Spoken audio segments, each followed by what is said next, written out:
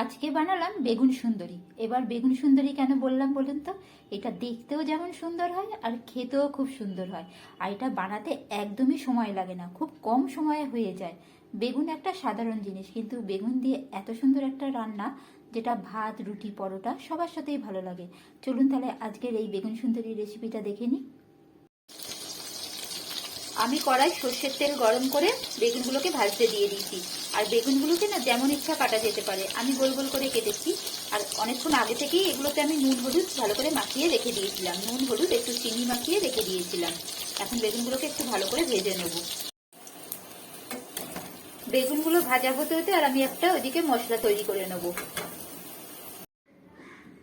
মশলাটা বানানোর জন্য আমি এখানে নিয়েছি 2 চামচে সাদা তিল আর অল্প কাজু আর কিছুটা নারকেল। আর এখন দিয়ে দেবো অল্প আদা আর 3টে কাঁচা লঙ্কা। এইটাকে আমি একেবারে পেস্ট বানিয়ে নেবো একটা। বেগুনগুলো আমার ভাজা হয়ে গেছে, এখন আমি বেগুনগুলোকে তুলে নেব। এখন আমি বেগুন ভাজার তেলের মধ্যেই দিয়ে দিলাম অল্প 5 ফোড়ন আর 2টো শুকনো লঙ্কা।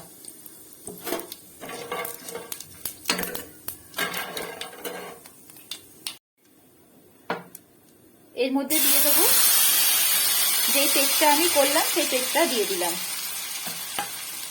দিয়ে দেবো 1 চামচে নুন, 1 চামচে হলুদ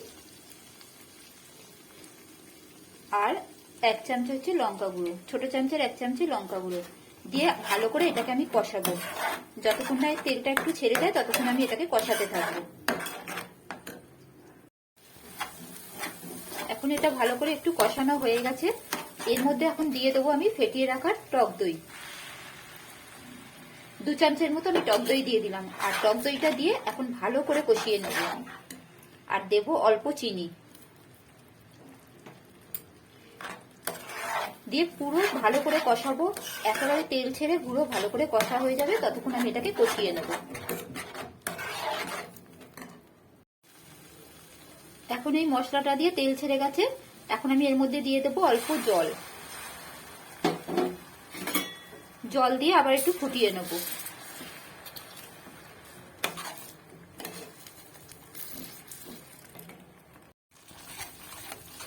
ঝোলটা ফুটে গেছে, আমি এখন এর মধ্যে দিয়ে দেবো ভেজে রাখা বেগুনগুলো।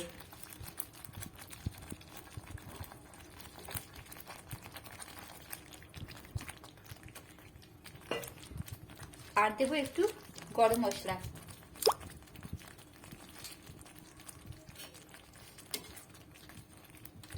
দিয়ে আস্তে আস্তে একটু নাড়াচাড়া করে নেব। বেগুনগুলোকে একটু উল্টে দেবো আস্তে আস্তে আস্তে, এটা করতে হবে। আর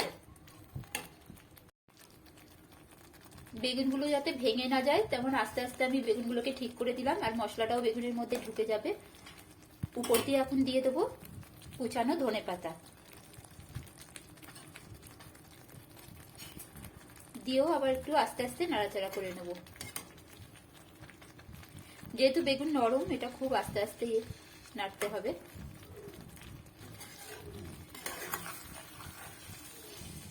আজকে তৈরি হয়ে গেল আমার বেগুন সুন্দরী।